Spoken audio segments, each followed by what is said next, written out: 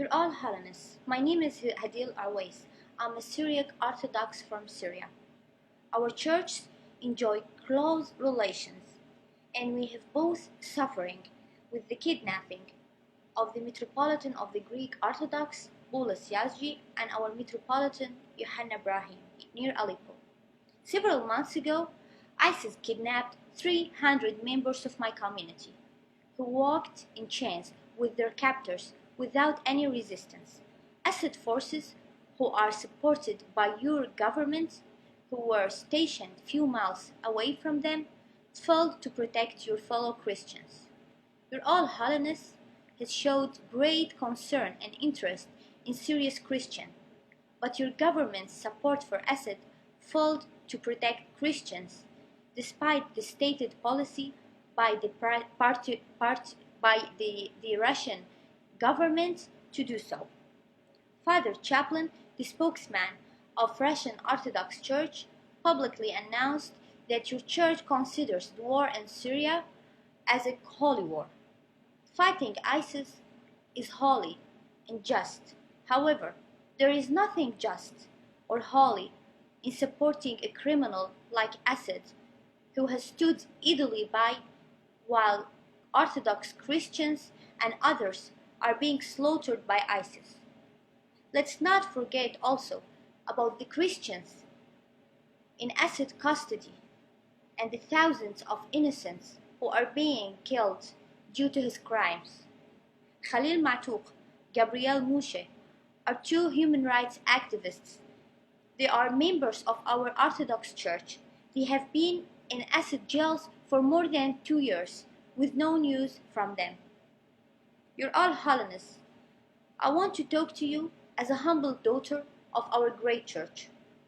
I remind you of Saint Seraphim of Saru, a great son of our church who has known with her holiness.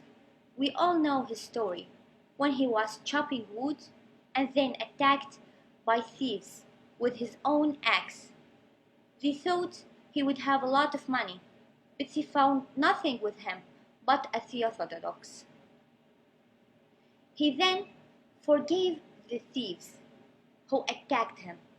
I tried a lot to forgive those who tortured me and tortured my community, and pushed a lot of Christians to flee Syria, but I could not. In 2011, I was tortured and attacked by the thieves who are similar, very similar to those who attacked Saint Seraphim. They found nothing with me but a paper that said "Freedom for Syria." My attackers were Assad thugs. Those who attacked me were Assad thugs, but who attacked my family in eastern Syria were ISIS thugs. And when we have to choose between Assad and ISIS, we absolutely choose Jesus, who taught us to be free.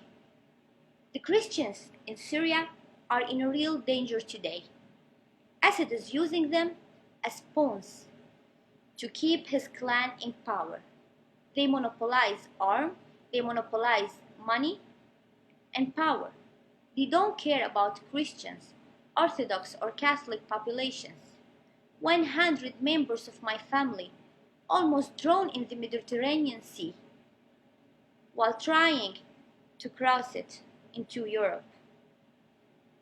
Yet, Assad's people, family, are still safe in their own villages in Syria.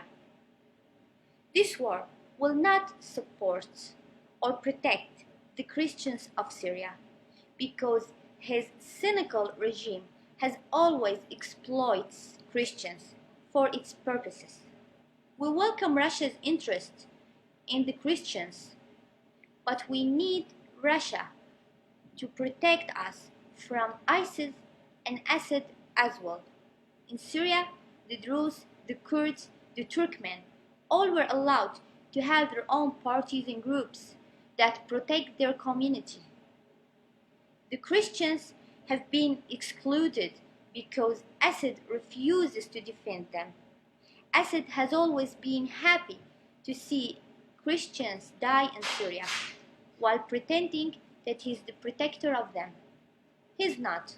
We want to see Russia standing with the right people, serious Christians and their brothers and sisters from the Sunni Muslims. Not with ISIS, not with Assad. 80% of Syria's Sunnis 80% of Syrians are Sunnis, and among these 80%, the extremists and the members of ISIS are a very tiny minority.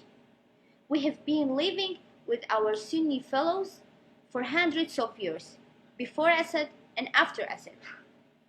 The Russian strikes will foment disputes and hate and tension between Christians and Muslims, because Assad is carelessly pushing you to fight for him in the name of us, the Christians.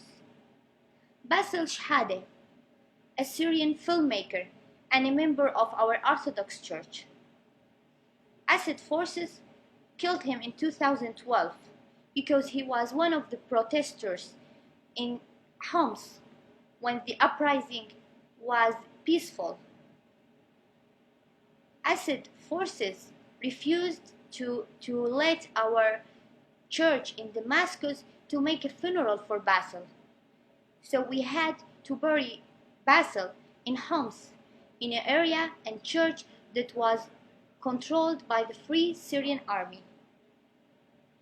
Ironically, the man who was accompanying Basil in protesting until his last breath was Captain Adik, a Homsi Sunni guy who later became a Free Syrian Army fighter. Captain Adik was killed yesterday in Russian strikes on Homs. Thank you.